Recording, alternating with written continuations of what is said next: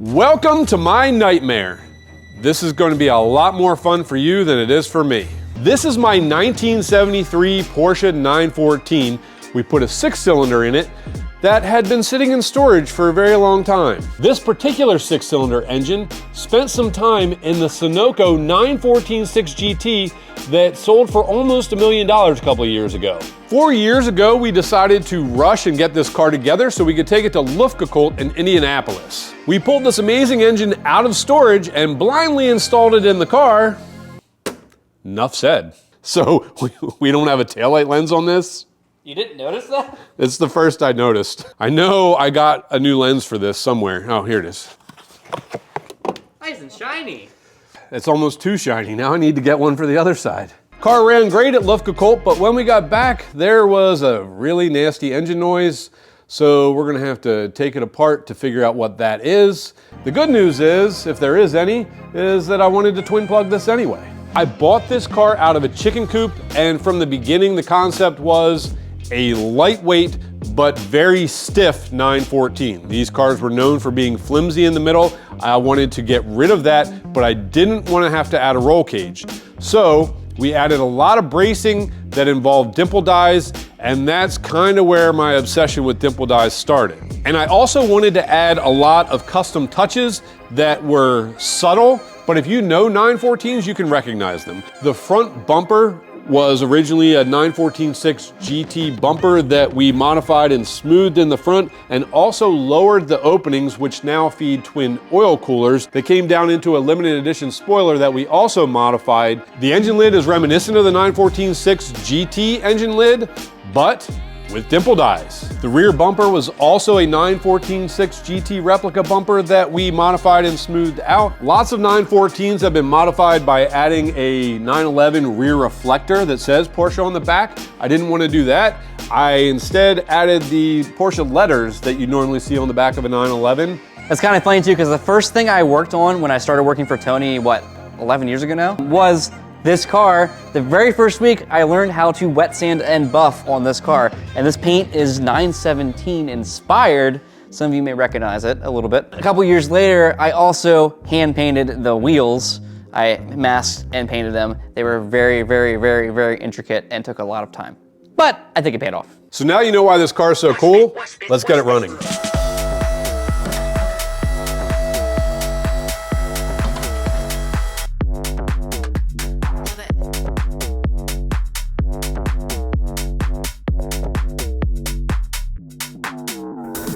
I forgot how smooth the underside of the car is with all fresh paint and glossy. How many cars you know are undercoated and glossy at the same time underneath? Not many, just the coolest ones. Looks like you got a bit of an oil leak all along your shift rod here, just oil. Yeah, I'm pretty sure it's the axle seal leaking there, buddy. Oh no, not an axle seal. That pales in comparison to what we're about to do. Yeah. Tony, I'm getting flashbacks to when we ran all these AN lines the whole way to the front of the car, through all the rockers. Welcome to mid-engine. Yeah. So we have an oil line here going to the block, and it goes all the way up to here, and then it goes from this thermostat to, there's an oil tank all the way over here, because it's like a 911 with a dry sump, but you know, it's not 911, it's a 914 6, so it has to be in a really awkward spot. And then the lines also go around here, through this rocker, all the way up to here, up over the wheel arch, and the wheel well back down to this oil cooler, and then it goes from this oil cooler through the inside here to that cooler, and then goes the whole way back through. That pretty much tells it. It's a lot of work to just not drive the car much. I'm gonna see how many times I can break Tony's spirit today. Nothing out of the ordinary. Fortunately, my spirit heals at twice the rate of a normal man's. Both of those.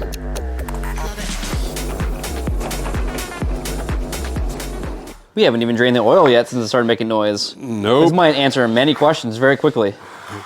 Or just add to them. Moment of truth. Oh, it's all right for this. Why are we draining into something that's not gonna catch the bits? Because we have a strainer we can look at. Okay, then you can continue then if you want. No, now your hands are dirty. We should collect. We're gonna put Swepco in the Swepco bucket. Yep. You still got it all over your hands. It came out a little quicker than I thought it would.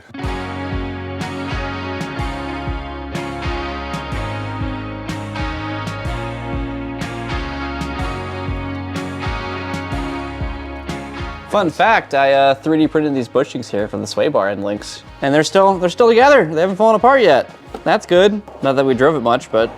Exactly. Hey, a win's a win.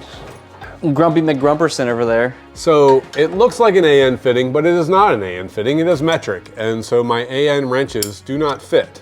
However, these Knipex adjustable wrenches, they're not pliers technically, are great because they actually grab it even tighter than a regular wrench will. Tony's using steel wrenches on aluminum. Yep.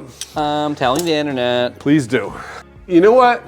Actually, I'm taking the exhaust off anyway because I'm taking this engine apart. I'm gonna do that now and make my life a whole bunch easier. I was gonna say. Nothing. What? I'm just cameraman today.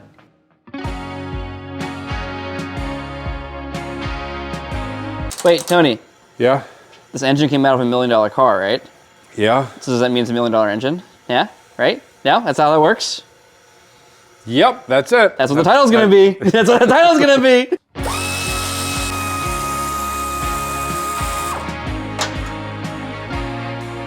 This car sounds so good with that sport muffler. Yeah, it does. Too bad no one can hear it now. We could, well wait, we could start it up first. I can see it now. $1 million engine throws rod. I can see it now. Tony throws Ryan. It wouldn't be the first time. Will somebody please send Tony like a Milwaukee electric freaking ratchet? Because this thing's obnoxious. But it does cover up the noise of Ryan. It's amazing, Tony. You can buy a really nice exhaust, but it'll still rust on the inside. Look at that. Look at all that rust, dude. Oh, wow. Holy cow, that was way more than I thought it was gonna be. Just add lightness.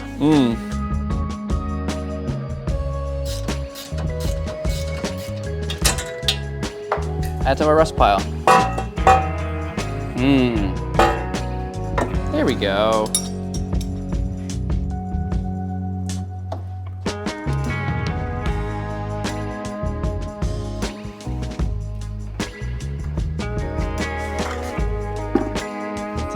Goopy Kool-Aid.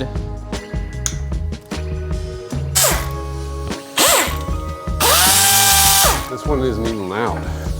You say that, but it's clipping the microphone every time you use it. Well, it's an impact. What's in the box? What can you see? Doesn't look bad. I don't see anything too bad. For engine noise, I mean, I'd expect to see worse. Hopefully we caught it in time. I mean, that's full of junk. It's not metal. Is that like paper towel? It's like fibrous. Well, that would be interesting, wouldn't it? Who would win? A $1 million engine or a roll of paper towels? I don't have an answer for that, Ryan, but I will. By the end of this video. Yeah. Let's put this back up just so it's not dripping everywhere while we do the rest of our work. Just couldn't help myself. I had to check it out.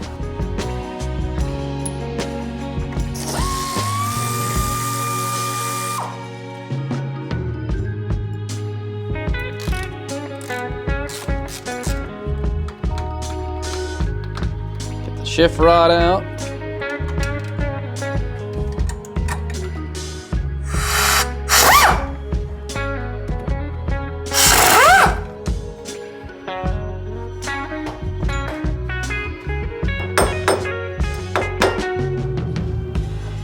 Of course, the stud's turning.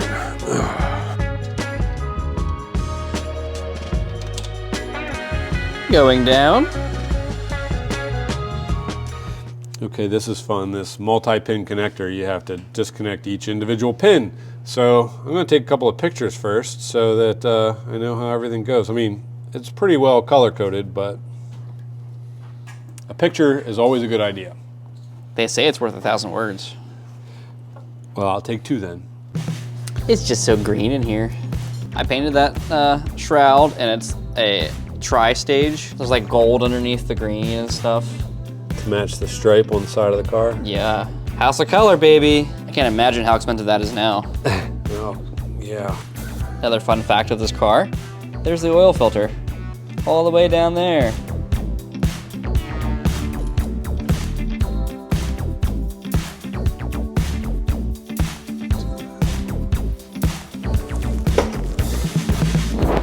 you rolling around on? You're just rolling on nothing. Yeah, you can't see it.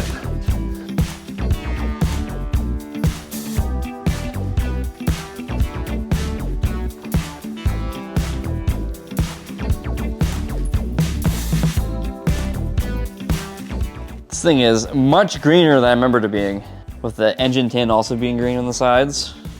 But it's out. Yep, first step. Now we get to find out what's going on.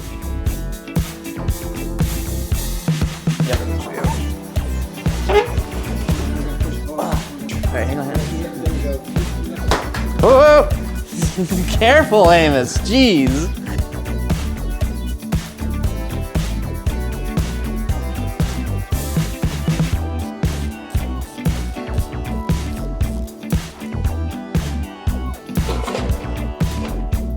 Now, do you need help? Nope, he does not need help. Well, that was easy. Yeah. All right, we're gonna push this out of the way, get the car out of the shop, and then we'll have a nice clean area to work.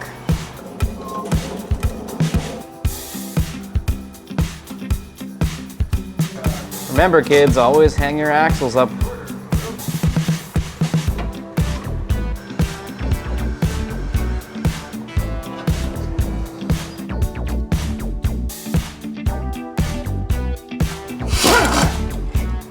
Have you tried hitting it with your purse?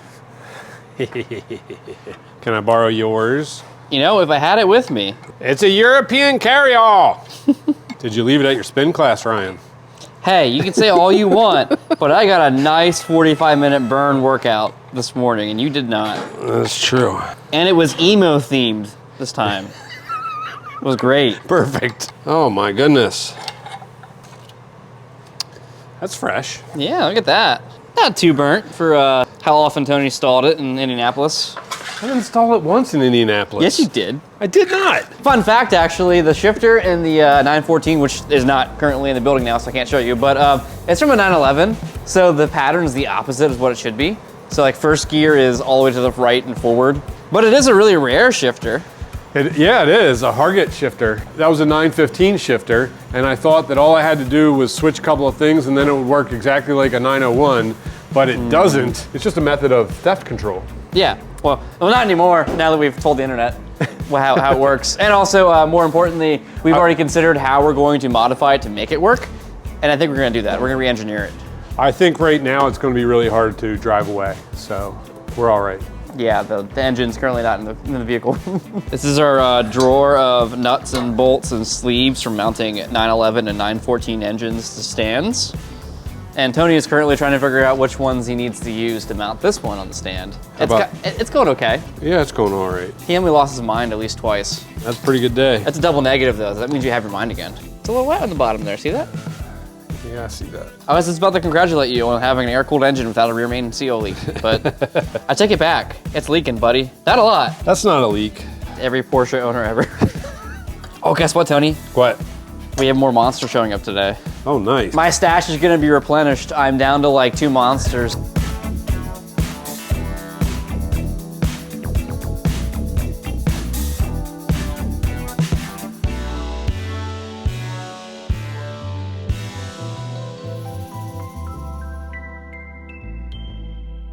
As we mentioned before, this engine spent a large amount of time in the Sunoco 914-6 GT. When Gary Wigglesworth owned the car, he had restored it. He spent several seasons campaigning it in the SCCA and autocross, and he built this engine specifically for autocross, so it's very torquey. It makes a ton of power.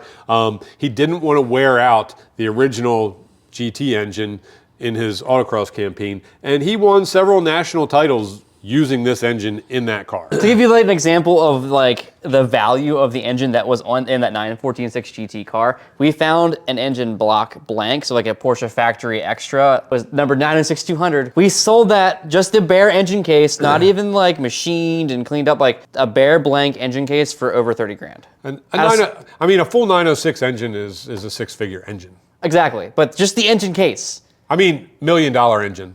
Yeah, $1 million engine, that's right. Stick to the title. We're originally gonna title this video as being $1 million engine or $1 million car, something like that. I don't know, so you guys click on this video. That's YouTube, baby. So it's a 2.8 liter built on a 2.7 case, really high compression, and so that's the need for race gas or twin plugs. So see how this tin was modified, Ryan? It's very lovely welds on that. Yes, it's not pretty, but it's very purposeful. Same. And that's because at one point, this was on something that had twin plug. The second set of spark plugs would be on the exhaust side here, and they would be here, here, and here. The reason for that is because the camshaft lives right here in the center, you can't have the spark plug right in the center of the head where it would be ideal. It's off to one side. And that's fine in a lot of applications, but when you really start getting high compression, the piston comes up and kind of shrouds the other side of the cylinder from the spark. And so you put a spark on both sides, and that's what allows it to get a good complete burn. That will make more sense once we get this apart and can show you what we're talking about.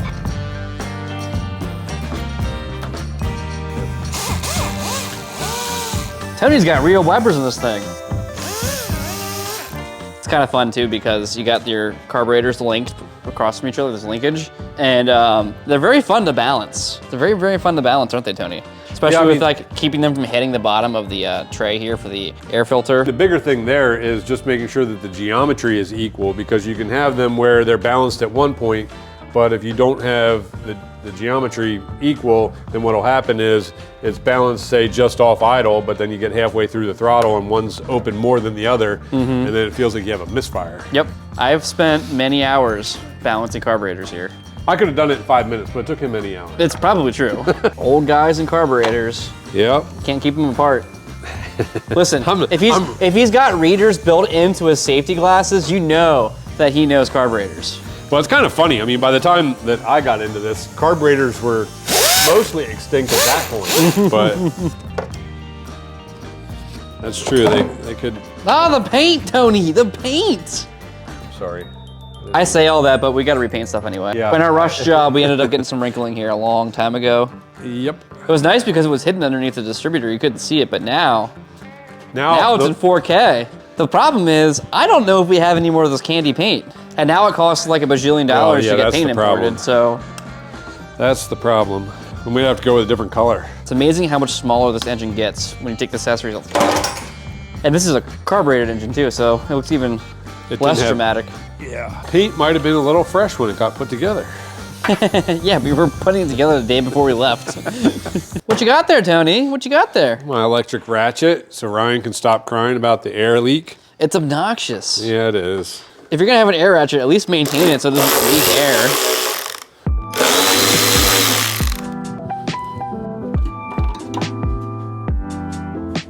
So if you don't know, this fan here that's ran off the crank pulley sucks air in, it goes underneath the shroud, then that air blows down across the cylinder heads here, and then down out the bottom underneath the car. And that's how this engine is air cooled. So it's really important that this shroud is just really tightly fitting so air doesn't leak out. And that's actually the purpose of all this tin also. That seals the top of the engine where the air is coming in from the bottom of the engine where all the exhaust and heat are. Yep. Yeah, there's a seal around here that right to the engine bay. Because if that's not there, then what you end up is sucking a bunch of exhaust heat into the fan and blowing that down over the engine.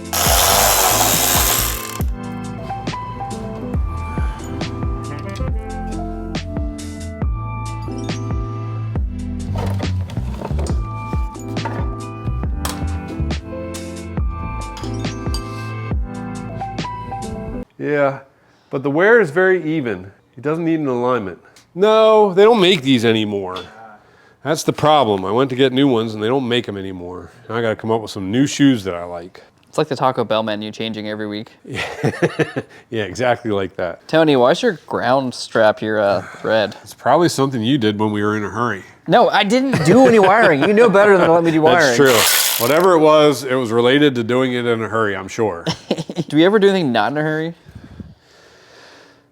I mean, you make a good point. Have we considered slowing down? I have considered it. I just can't figure out how to do it. Look at that little guy. I love the way these engines look when they're all stripped down to just this.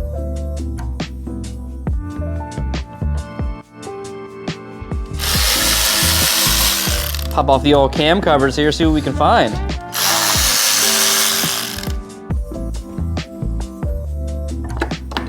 see. 1 of 4. I don't expect 2 to of find 4. the problem in here. Well, the cams look good. Might be washing it out on the camera, but the lobes look pretty good on the cams. We'll keep going.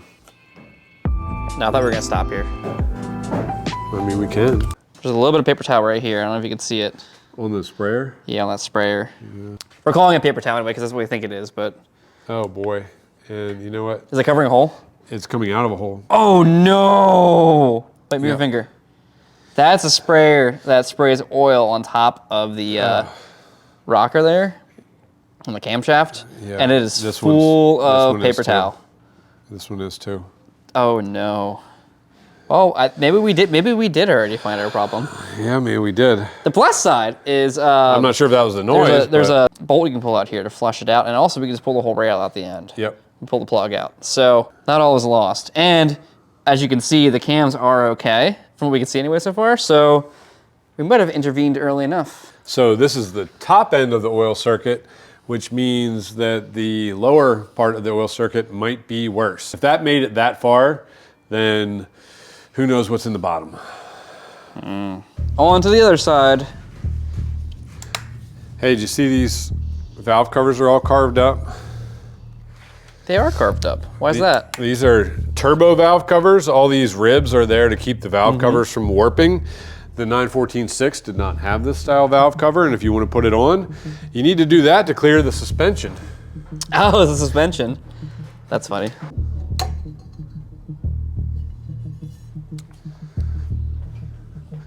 Yep. There's some more paper towel on this side too. That one's fine. That one's fine. Focus. It's the one in the center here, right there. That blob hanging down under the rail, that's paper towel poking out of the squirter. How does this happen? Well, somebody must have put a paper towel in some opening when it was in storage. Yeah, and somehow it made its way into the engine. Oh yeah. That cam. That's bad. That cam might be wiped out. Yep. The good news is that a little bit of cam damage costs about the same as a lot of cam damage. Yeah. She's done. We should I guess we'll have to pull it out and look at it. Pain. It's kind of hard to see there, but behind the squirter rail, it looks like the cam housing is also really beat up. The tube is beat up right here, and the cam housing behind it is. I mean, you can even see it like right there's a big mark. Wait, there's a chunk missing there. I wonder if that fell off and went between the cam and the lobe and the rocker. I mean, I don't know, but I think that it probably wasn't getting oil, and that's why the cam got. But I don't know what this. I don't know what this damage here is. No, I agree. So what's going to happen is we're going to pull the cam out and pull the cam tower off, and then we'll be able to see what's going on. This is the oil line that feeds that squirter tube. You can kind of see that there's a paper towel poking out of the banjo.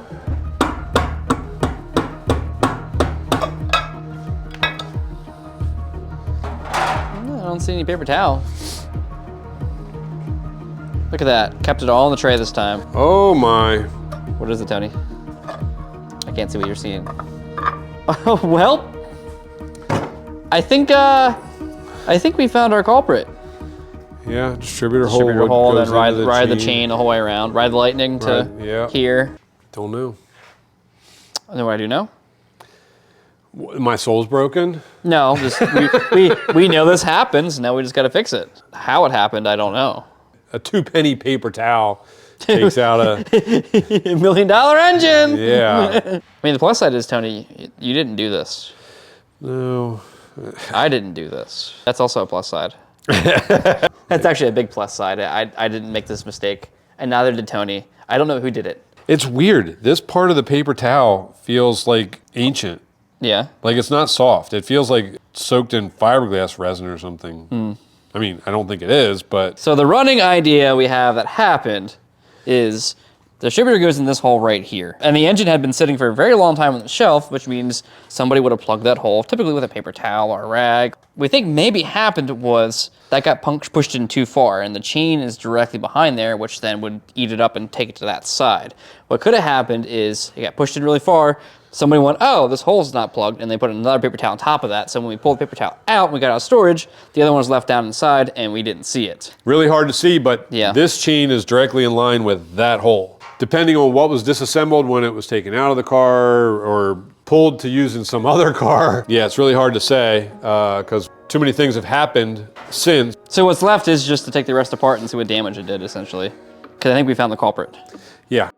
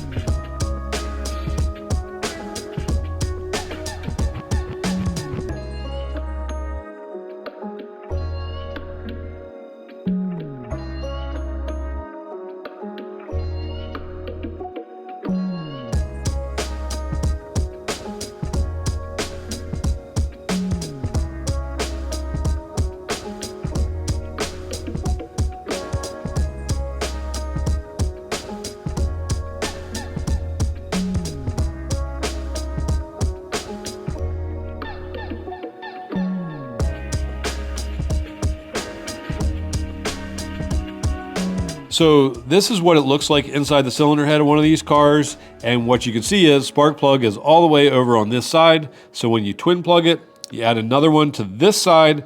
That way you get burn all the way across and the piston isn't blocking that. I was pretty depressed yesterday when we got that top end apart, but we've got it mostly torn down and I haven't found any other serious damage. It looks like the top end took the worst of it. So we still have to clean everything up, measure it, confirm that everything else is good, but assuming that happens, we're gonna freshen everything up, new bearings, new seals and gaskets, and twin plug those cylinder heads. You may have noticed that we haven't been working on some bigger projects that you've seen on the channel most recently, and that's because behind the scenes we're finishing up the 100,000 subscriber car, because if you haven't noticed, we're just about to hit that mark. So once we hit 100K, we will release that video as soon as it's done. It's a all-in-one, start to finish build on a car. It's really fun. I think you guys are really gonna enjoy it. So keep an eye out for that video coming up in the next couple weeks, I think. So as always, thanks for watching and thank you for hanging in the shop with us.